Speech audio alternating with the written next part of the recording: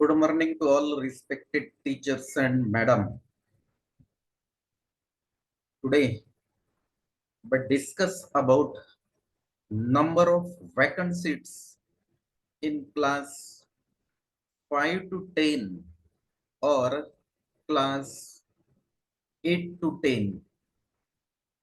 माझ्या सर्व आदरणीय शिक्षक बंधू आणि भगिनी यांना माझा सप्रेम नमस्कार. काल आपण मागच्या काही लिस्ट वरून टॅटचा कट ऑफ काय राहील याच्याविषयी आपण डिस्कशन्स केलेलं आहे. आणि दुसरं एक महत्वाचं डिस्कशन्स आपण केलेलं आहे ते म्हणजे आरक्षण व समांतर आरक्षण हे कसं असतं ते. तर यावर आणखी आपल्याला डिस्कशन्स पुढे करायचंच आहे. काही प्रश्नच येत नाही. आज मी तुमच्या समोर स्क्रीन शेअर केलेला नाही कारण मला अगोदर तुमच्या सोबत चर्चा करायची आहे आणि त्यानंतरच महत्वाचा एक स्क्रीन तुम्हाला शेअर करायचा आहे. त्यामुळे आपल्याला हा व्हिडिओ सुरुवातीपासून शेवटपर्यंत पाहायचा आहे कारण हा सगळ्यात महत्वाचा व्हिडिओ आहे. कारण माझे जे शिक्षक बंधू आणि भगिनी आहेत यांचे जे काही बरेचसे मेसेज येतात ते एकाच विषयावर येतात की सर किती पोस्ट असतील, जिल्हा परिषदच्या किती असतील, म्हणजे स्थानिक स्वराज्य संस्था त्याच्यामध्ये जिल्हा परिषद, महानगरपालिका, नगर परिषद यांच्या किती सीट शिक्षकांच्या रिक्त असतील.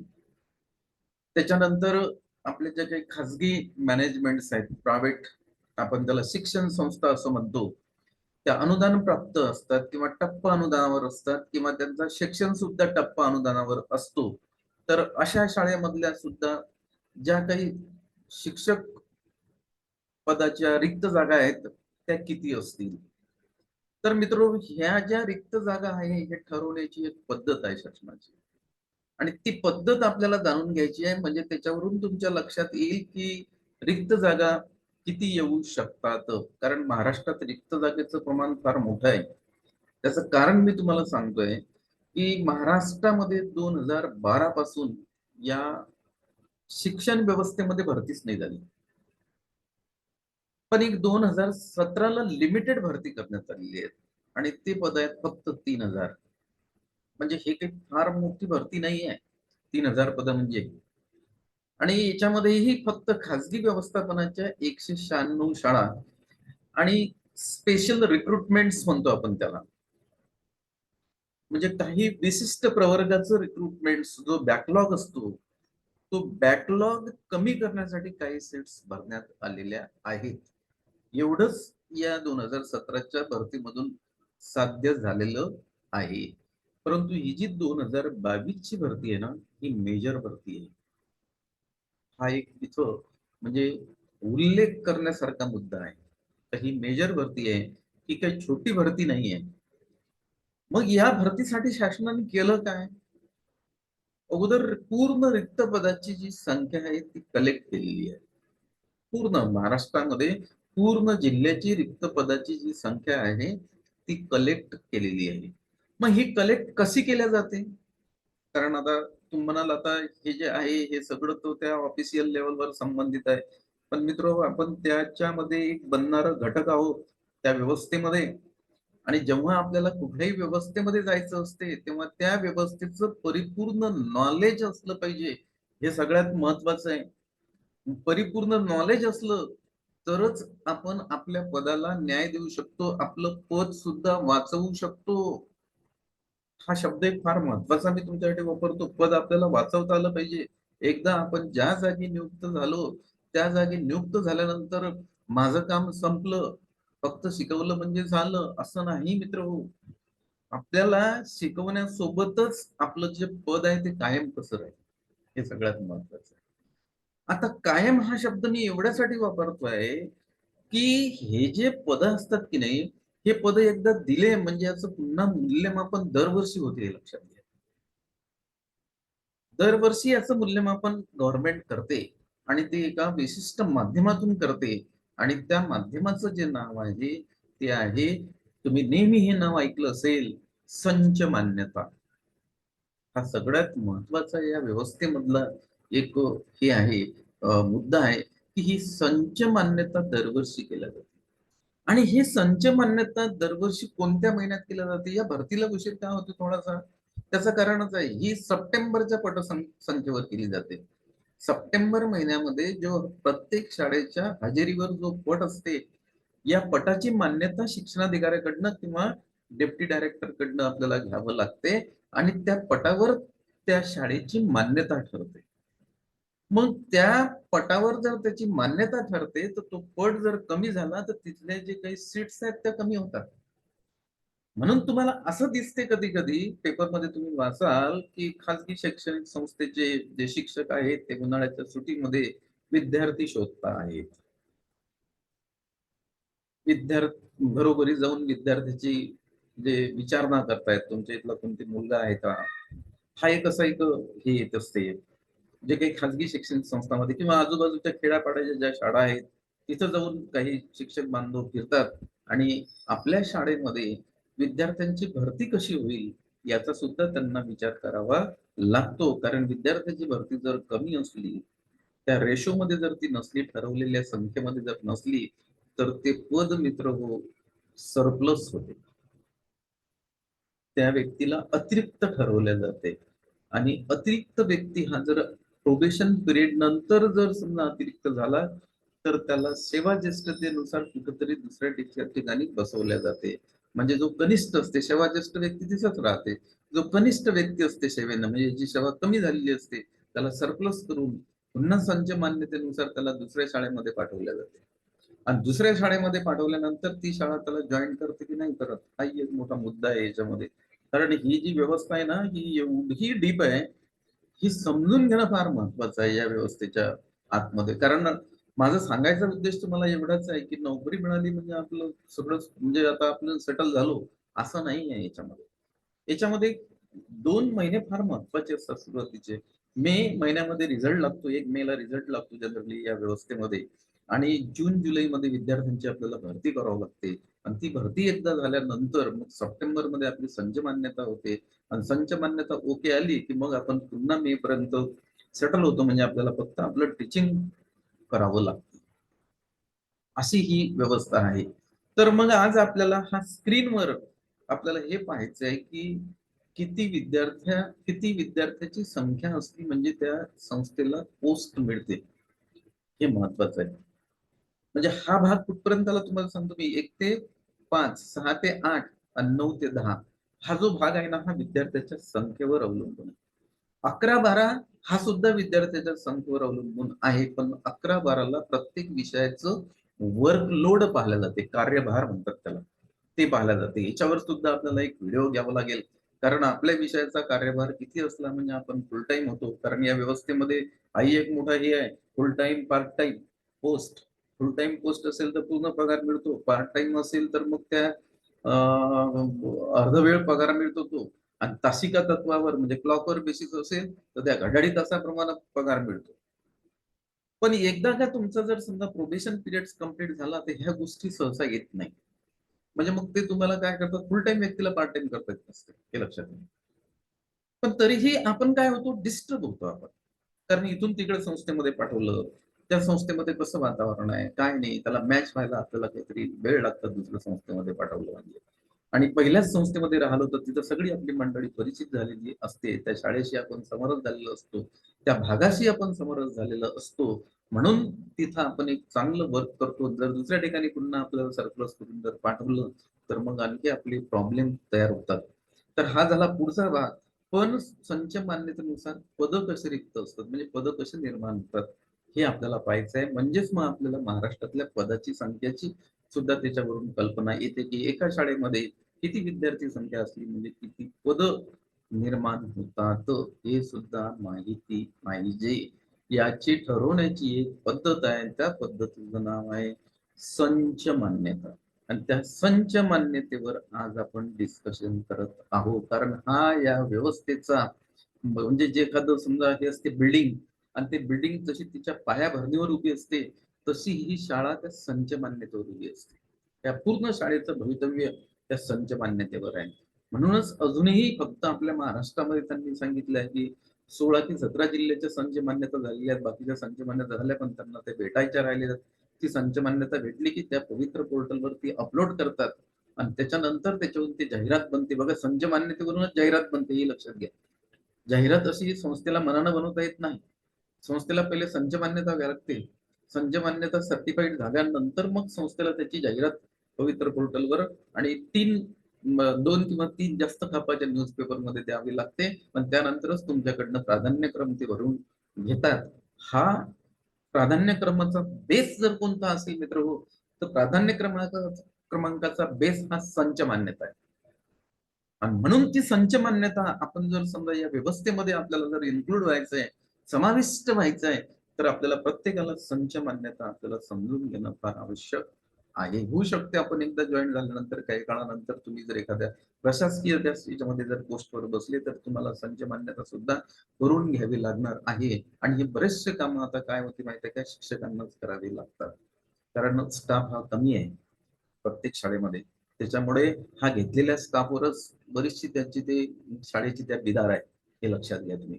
तर ठीक आहे, आता ही केली मी त्या संच मान्यतेविषयीची थोडीशी प्रस्तावना केलेली आहे. कारण कुठल्याही विषयाला प्रस्तावना आवश्यक आहे. प्रस्तावना केली म्हणजेच आपलं पूर्वज्ञान जे आहे ते थोडंसं त्याविषयीच आपल्याला त्या पूर्वज्ञानावर थोडीशी चर्चा करावी लागते. ती चर्चा आपण आता केलेली आहे. आणि आता मी तुमच्याकडे जो स्क्रीन शेअर करतो हा तुम्हाला पाहायचा आहे. बघा, याच्यावरून पोस्ट कशा ठरतात ते आपण बघूया. कारण बघा, मला बरेचसे आमच्या बंधूंचे मेसेज असे आले की सर तुम्ही आमच्याकडे दुर्लक्ष करता. आता दुर्लक्ष करणारा भाग कोणता, ते आमचे बंधू आहेत ते म्हणजे क्रीडा शिक्षक. कारण आमचे बंधू आहेत शिक्षक बंधू, त्यांनी मला मेसेज टाकला की सर एखादा व्हिडिओ तरी क्रीडा शिक्षकावर बनवा ना, आम्ही बीपीएड आहे.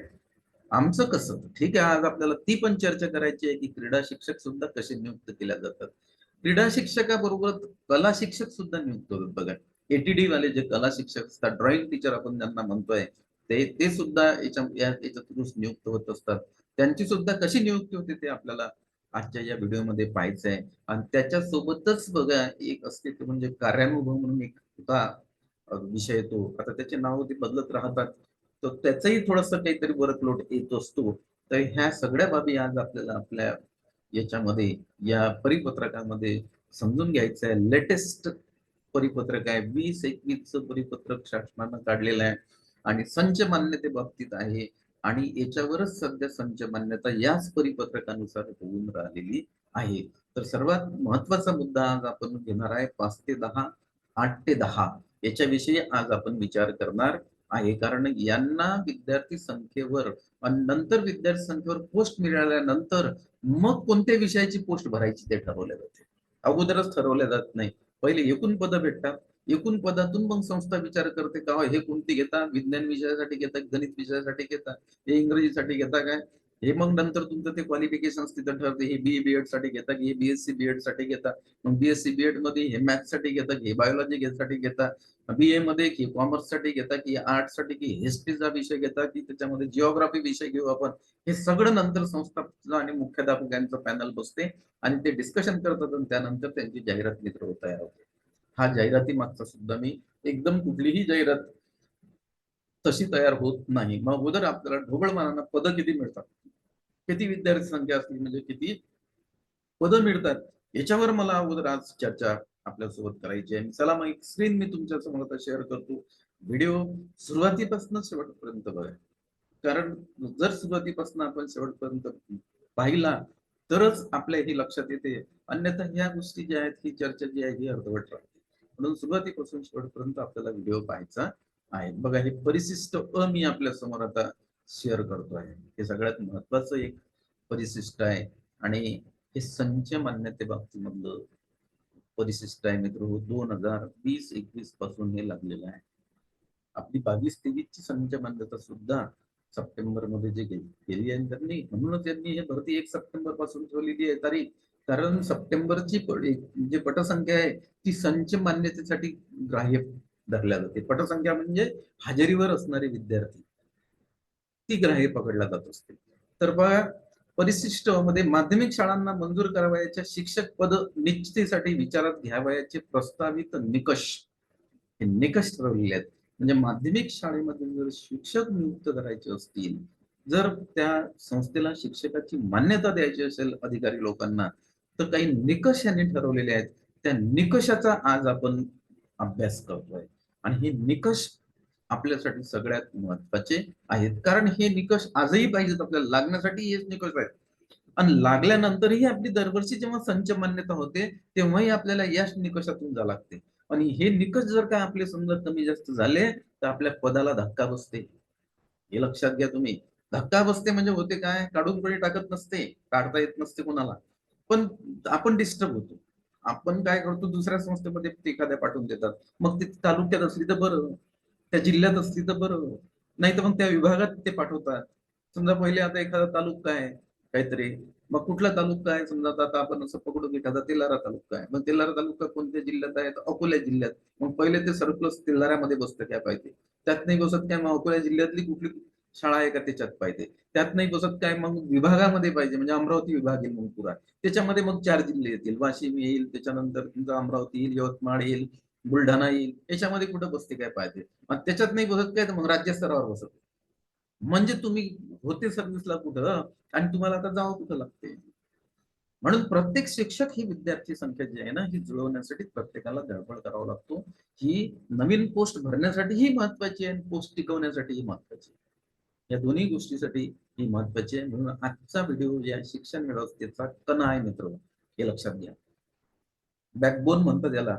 या बॅकबोनवर सगळी शिक्षण संस्था, शिक्षण व्यवस्था आपली, हे जे टीचिंग फील्डचे मंडळी आहे, त्याचबरोबर शिक्षकेतर कर्मचारी सुद्धा येतात, पण त्यांची भरती सध्या ते नाही आहे, त्याच्यावर बॅन आहे. पण शिक्षक जे आहेत आपले शिक्षक बांधव, ते या विद्यार्थी संख्येवर नियुक्त केल्या जातात. मग चला आता पाहू आपण माध्यमिक शाळांना मंजूर करावयाच्या शिक्षक पद निश्चितीसाठी विचारात घ्यावयाचे प्रस्तावित निकष आहेत. आता पहिल्या याच्यामध्ये यांनी इथं दिलेलं आहे बघा, अनुक्रमांक आहे 1, शाळेचा प्रकार दिला इयत्ता 5वी ते 10वी. म्हणजे 5वी पासून जर 10वी पर्यंत ती जर शाळा असेल तर त्या शाळेच्या पटसंख्येचे निकष ठरवले. पटसंख्या म्हणजे विद्यार्थी संख्या. जर त्या शाळेमध्ये 1 ते 175 म्हणजे एका विद्यार्थ्यापासून ते पावणे 200 विद्यार्थ्यापर्यंत जर विद्यार्थी संख्या असेल तर देय पदे 5 असतात. हे लक्षात घ्या. एका विद्यार्थ्यापासून तर 175 विद्यार्थ्यांपर्यंत तर देय पदे किती आहेत, 5. मग आता याच्यामध्ये जर समजा एखाद्या वेळेस इन केस जर समजा 150 असतील, 140 असतील, 130 असतील, तर देय पदे ते 5च राहतात. ते कमी सध्या ते करत नाहीत, कारण कमीत कमी मर्यादा 1 ठेवलेली आहे त्यांनी. पण 1 वर चालत नाहीत 5, हे लक्षात घ्या. त्यामुळे 1 ते 175 हे जर असेल तर त्याच्यामध्ये 5 पदे, पण थोडंसं रिलॅक्सेशन त्याच्यामध्ये असते. मग आता हे 5 पदं मिळाल्यानंतर याच्यामध्ये एक राहतात मुख्याध्यापक, मग राहतात 4 तिच्या कोणकोणत्या विषयाचे भरल्या जातात ते तिथं ठरवल्या जाईल. काय नाही ते पॅनल ठरवेल, ते मुख्याध्यापक आणि ते मॅनेजमेंट ते ठरवते मेजर विषयाचे लोक भरायचे. मग आता पुढे जर समजा ही विद्यार्थी संख्या वाढली तर 176 ते 210, 176 ते 210 म्हणजे जवळजवळ 35 विद्यार्थी वाढले, तर मग 6 पदे. म्हणजे 1 ते 175 पर्यंत 5 पदे, पण त्याच्यानंतर प्रत्येक 35 विद्यार्थ्यामागे 1 पद वाढते. 35 विद्यार्थी वाढले की 1 पद वाढून जाते शिक्षकाचं. या फॉर्म्युल्यानुसार 5 ते 10 ची संच मान्यता केली जाते. पुढे त्यांनी असं दिलेलं आहे बघा, 211 ते 245 मग 7 पदे होतात. म्हणजे पुन्हा या 210 मध्ये 35 मिळवले तर ते हे 245 होतात. म्हणजे मग ते 7 पदे झाले. पुन्हा याच्यात जर 35 विद्यार्थी मिळवले आपण, मग ते होतात 240 280, मग 8 पदे मिळतात. आणि या 8 पदामध्ये मग गणित शिकवणारा कोण, भौतिकशास्त्र आपल्या गणित शिकवणारा कोण, सायन्स शिकवणारा कोण, त्यानंतर इतिहास शिकवणारा कोण, भूगोल शिकवणारा कोण, नागरिकशास्त्र शिकवणारा कोण, इंग्रजी शिकवणारा कोण, हिंदी शिकवणारा कोण, हे सगळं तिथं बसून ठरवलं जाते. आणि ते विषय मग तुमच्या BA किंवा BSCच्या डिग्री मधले पाहिले जातात. हे लक्षात घ्या. आणि तिथलंच ते मीडियम पाहिलं जातं, हेही महत्वाचं आहे. पण इंग्लिश मीडियम वाले जर BSc हे मराठी मीडियम मध्ये नसते, ते इंग्लिश मीडियम मध्येच, तर त्यांना इथं आपल्याला हे शिकवता येते, मराठी मीडियमच्या लोकांना गणित शिकवता येते. हे आपल्याला लक्षात घ्यायचं आहे. मग आता पुढे 175 विद्यार्थ्यानंतर प्रति 35 विद्यार्थ्यामागे एक या प्रमाणात शाळेतील एकूण विद्यार्थी विचारात घेऊन माध्यमिक शिक्षक पदे अनुयज्ञ राहतील. म्हणजे 1 ते 175 पर्यंत 5 आहेत.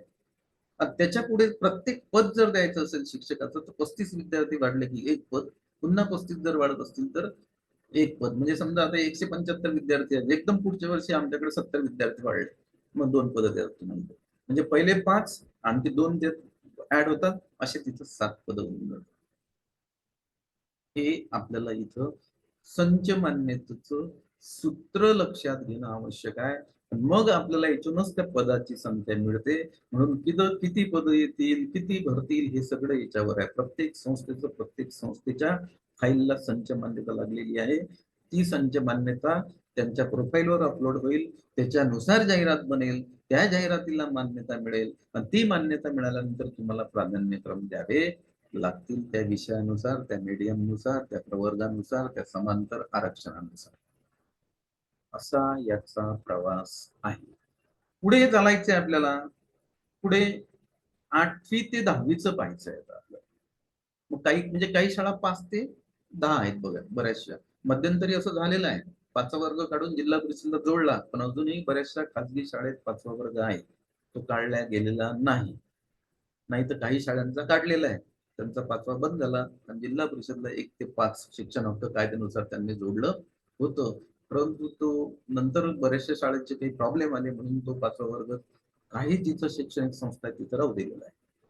आता इयत्ता 8वी ते 10वी याचं कसं राहते? 1 ते 105 विद्यार्थी, म्हणजे एका विद्यार्थ्यापासून जर 105 विद्यार्थी असतील तर 3 पदे. त्यानंतर 106 ते 145 एक पद वाढलं याच्यामध्ये, मग 4 पदे होतात. 146 ते 185 5 पदे. हे विद्यार्थी संख्या लक्षात घेता. 146 विद्यार्थ्यापासून 185 पर्यंत तर 5 पदे होतात. त्याच्यानंतर 186 ते 225 हे 6 पदे होतात. म्हणजेच काय, तर 8 ते 10 जर ती शाळा असेल तर 40 विद्यार्थ्यामागं एक शिक्षक मिळतो. म्हणजे 1 ते 105 ला 3 शिक्षक मिळाले. त्यानंतर पुढच्या वर्षी जर 40 विद्यार्थी वाढले तर 1 शिक्षक मिळतो. 80 विद्यार्थी वाढले तर 2 मिळते. 120 वाढले तर 3 मिळतात मंजूर होऊन. मग ते कसे भरायचे, कोणत्या विषयाचे भरायचे याचा निर्णय संबंधित शाळेचे मुख्याध्यापक आणि ती संस्था घेते. जिल्हा परिषदमध्येही हेच आहे. ते जे बीडीओ वगैरे असतात, केंद्र प्रमुख असतात, ते बसून कोणत्या कोणत्या विषयाचं भरायचं, काय करायचं, कुठल्या शाळेवर कमी आहे, काय आहेत, हा सगळा तिथं विचार केला जातो. तर म्हणजे याच्यावरून असं दिसते की 105 विद्यार्थ्यानंतर प्रति 40 विद्यार्थ्यामागं एक या प्रमाणात शाळेतील एकूण विद्यार्थी विचारात घेऊन माध्यमिक शिक्षक पदे अनुयज्ञ राहतील. म्हणजेच याच्यामध्ये 5 विद्यार्थी वाढलेले आहेत. 5 ते 10 असेल तर 35 विद्यार्थ्यामागे एक वाढतो. पण 5 ते 10 ला 175 पाहिजे. मग पुढे 35 वाढले तर एक शिक्षक वाढतो. पण 8 ते 10 असेल तर 1 ते 105 पाहिजे, इथं दिलेलं आहे. तिथं 5 पदे, इथं 3 पदे. आणि पुढच्या 40 विद्यार्थ्यामागं एक पद यांचं वाढत राहते. आणि विद्यार्थी संख्या जर कमी झाली तर पदही कमी होते, म्हटलं हे लक्षात घ्या. म्हणून विद्यार्थी संख्या बहुतांश शाळेवाले कमी होऊ देत नाहीत. या GR नुसार ती विद्यार्थी संख्या जुळवतातच. त्यासाठी उन्हाळ्यामध्ये आपण पाहिलेलं आहे पेपरमध्ये, ते विद्यार्थी मिळवण्यासाठी शिक्षकांची भटकंती, अशा ज्या आपण वाचलेल्या आहेत काही न्यूज, तर त्याचा भाग हाच असतो की हे संच मान्यता करण्यासाठी विद्यार्थी संख्या त्यांना जुळवावी लागते. म्हणून आज प्रत्येक शाळेमध्ये कॉम्पिटिशन निर्माण झालेली आहे. त्यामुळे आता थोडीशी गुणवत्तेला पण किंमत आलेली आहे आणि गुणवत्तेनुसारच आता निवड करतात बरेचसे संस्था चालक. पण हे आता आपल्याला लक्षात घ्यावं लागणार आहे. कारण मग काय, विद्यार्थी संख्या नाही मिळाली शाळाच बंद पडेल ना. आणि कुठलेच संस्था चालक शाळा बंद नाही करू देत, हेही आपल्याला लक्षात घ्यावं लागेल. पुढे आता आमचे जे बंधू आहेत त्यांचे मेसेज आले मला, क्रीडा शिक्षक कसे नियुक्त केले जातात त्याच्याविषयी आपल्याला आता चर्चा करायची आहे. आणि हे सर्वांनी ऐकण्याची चर्चा आहे. कारण कसं आहे की आपल्याकडे जर नॉलेज असेल तर आपण आपल्या बंधूंना देऊ दुसऱ्या, की नाही हा असं असं आहे, आम्ही याच्या व्हिडिओमध्ये आम्ही GR पाहिला, त्या GR नुसार आहे. म्हणून नॉलेज असतं मित्र हो, नॉलेज ही शिदोरी आहे आपली भविष्यातली. नॉलेज आपल्याकडे पाहिजेच, काही प्रश्नच येत नाही. आणि आपण तर बुद्धिजीवी प्राणी आहे शिक्षक म्हटल्यानंतर.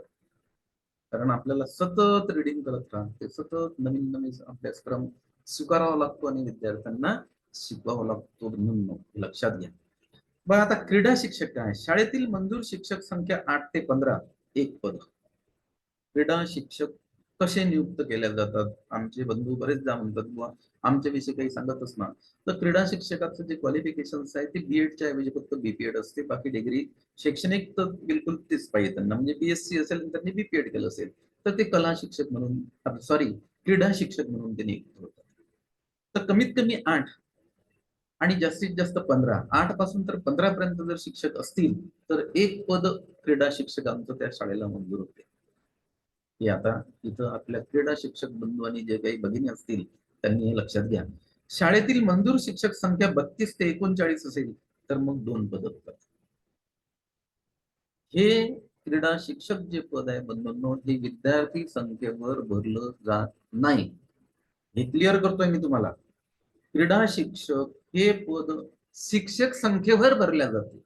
हे महत्वाचं आहे. शिक्षकांची एकूण संख्या विचारात घेऊन क्रीडा शिक्षक हे पद भरल्या जाते. जर कमीत कमी शिक्षकांची संख्या 8 असेल तर 8 पासून मग ते 9 पण चालते, 10 पण चालते, 11 पण चालते, 12 पण चालते, 13 पण चालते, 14 पण चालते, 15 पर्यंत एक पद क्रीडा शिक्षकांचं दिलं जातं. शाळेतील मंजूर शिक्षक संख्या जर 32 ते 39 असेल, म्हणजे कमीत कमी 32 आणि जास्तीत जास्त 39, तर 2 पद क्रीडा शिक्षकांचे मंजूर होतात. हे लक्षात घ्या. ही शिक्षकांची संख्या आहे, ही विद्यार्थ्यांची संख्या नाही. त्याच्यानंतर आता पाहू आपण कला शिक्षक. हे जे कला शिक्षक आहेत ना, एटीडी बंधू आपले आर्ट वाले, ड्रॉइंग टीचर्स आपण त्यांना म्हणतो. कला शिक्षक म्हणजे इथं कला म्हणजे आर्टचा भाग आहे. आर्ट म्हणजे ते आर्ट नाही, 12वी 11वी 12वी आर्ट केलं, कला विभाग तो वेगळा विभाग आहे. हे जे बंधू आपले असतात, जे ज्यांनी एसएससी एटीडीचं ट्रेनिंग घेतलेलं आहे, एटीडी म्हणतो आपण त्याला, ड्रॉइंग टीचर म्हणतात ते, त्या बंधूंसाठी आहे. शाळेतील मंजूर शिक्षक संख्या 16 ते 23 ते एक पद. म्हणजे कमीत कमी 16 शिक्षक पाहिजे, जास्तीत जास्त ते 23 पर्यंत चालते, तर एक पद कला शिक्षकांचं मिळते. त्याच्यानंतर शाळेतील मंजूर शिक्षक संख्या 40 ते 47 असेल तर कला शिक्षकांचे 2 पद मिळतात एटीडी बंधूंचे. त्यांनी हे लक्षात घ्यावं, कमीत कमी 16 शिक्षक पाहिजेत तेव्हाच एक कला शिक्षकाचं पद मिळते. हे सगळ्यात महत्वाचं आहे. तर ते 23 पर्यंत चालते एक पद. मग जर समजा 40 ते 47, कमीत कमी 40 शिक्षक झाले आणि जास्तीत जास्त तिथं आता 47 आहेत, त्यापेक्षा आणखी असू शकतात, तर 2 पदे देतात तिथं. पुढे आपल्याला पाहायचं आहे कारणहो शिक्षक. शाळेतील मंजूर शिक्षक संख्या 24 ते 31.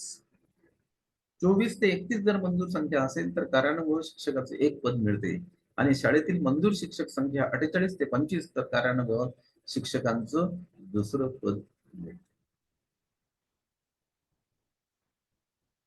आता हे याच्यामध्ये काही टिप्स दिलेले आहेत त्यांनी. वरील प्रमाणे क्रीडा, कला व कारानुभव ही पदे मंजूर होणाऱ्या शिक्षक पदांच्या प्रमाणात त्या पुढील पदे मंजूर करण्यात येतील. टिप क्रमांक 2 आहे, क्रीडा, कला व कार्यानुभव ही पदे मंजूर होण्यासाठी एकूण मान्य होणाऱ्या शिक्षक पदाअंतर्गतची पदे असतील त्या त्या निकषानुसार स्वतंत्रपणे दर्शवण्यात येतील.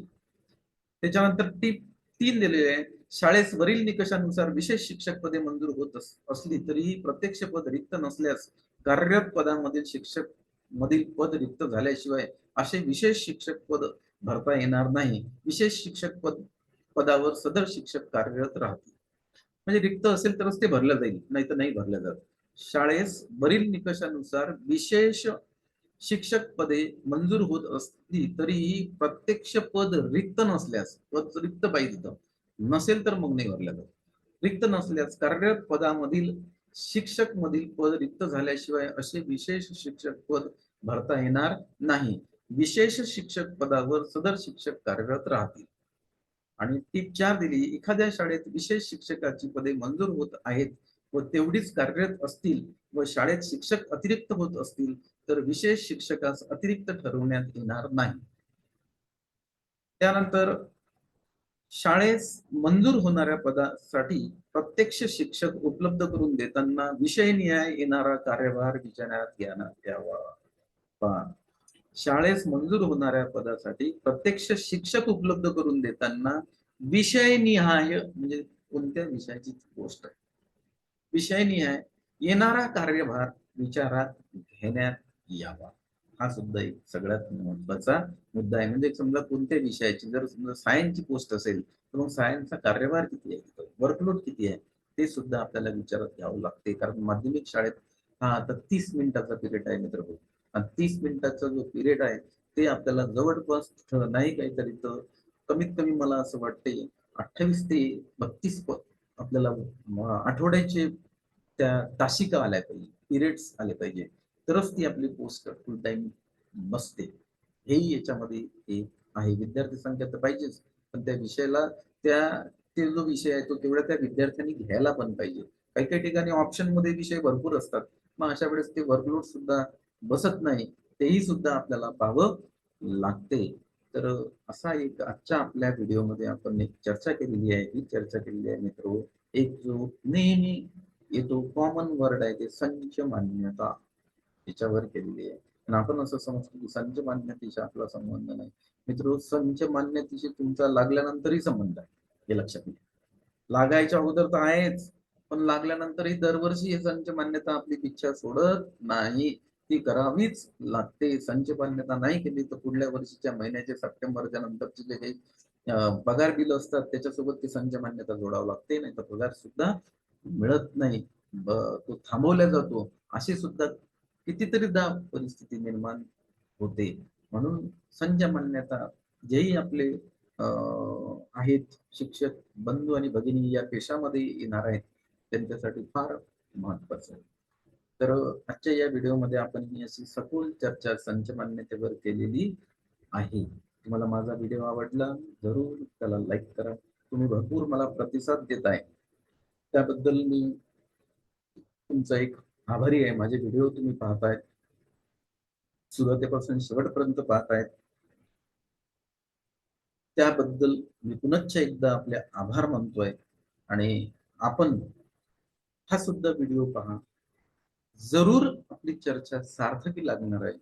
आणि आज नाही तुम्हाला, पण जेव्हा तुम्ही एखाद्या संस्थेमध्ये जॉईन व्हाल तेव्हा तुम्हाला आठवण येईल की नाही, एक सरांनी असा असा एक व्हिडिओ घेतला होता, अशी अशी ती विद्यार्थी संख्या आहे. कारण हे व्हिडिओ जे आहे हे म्हणजे असं म्हणतो आपण चिरकाल सत्य असतात, यांना सहसा हे बदलत नाहीत. त्यामुळे आपण जोपर्यंत सर्व्हिस मध्ये राहतो तोपर्यंत हे नॉलेज आपल्या पाठीशी असलं पाहिजे. कारण कधी कधी एखाद्या ठिकाणी आपल्याला जर काही अन्याय होत असेल तर मग आपल्याला जर आपलं नॉलेज माहित असेल तर आपण सरळ तिथून मुख्याध्यापकांना म्हणू शकतो की नाही सर, हे इतकी इतकी विद्यार्थी संख्या इतकी इतके बसतात ते पाहिजे, हा जी आर आहे यावेळेसचा याच्यामध्ये. तर असे जी आर संग्रही असणं फार आवश्यक आहे. कारण आपल्याला पुढं, मी कालही तुम्हाला सांगितलेलं आहे, नोकरी लागणं एकदा असं म्हणून आपण सोपं आहे, पण नोकरी टिकवणं फार कठीण आहे. कारण एका एका संस्थेमध्ये आपल्याला वयाच्या 58व्या वर्षापर्यंत काम करावं लागते मित्र. रिटायरमेंट होईपर्यंत ती सेवा कमी होत नाही. 29, 30, 31 वर्ष, 32 वर्ष सेवा होते. आणि 32 वर्ष एखाद्या ठिकाणी काम करणं त्या मॅनेजमेंटच्या याच्यामध्ये, आपल्याला माहित आहे. आपण घरातच तर राहतो, तो भांडायला लागते बरेचदा. तिथं सगळं, तिथं जो समूह असते, कोण कुठले शिक्षक बांधव कुठून येतात, कोण कुठून येते, मुख्याध्यापकांचा स्वभाव कसा, आपण ज्या स्टाफ मध्ये बसतो त्या आपल्या शिक्षक बांधवांचा स्वभाव कसा, या सगळ्या गोष्टींचा आपल्याला इथं विचार करून आपला जो काही पुढचा पेशा आहे तो आपल्याला सुकर करायचा आहे.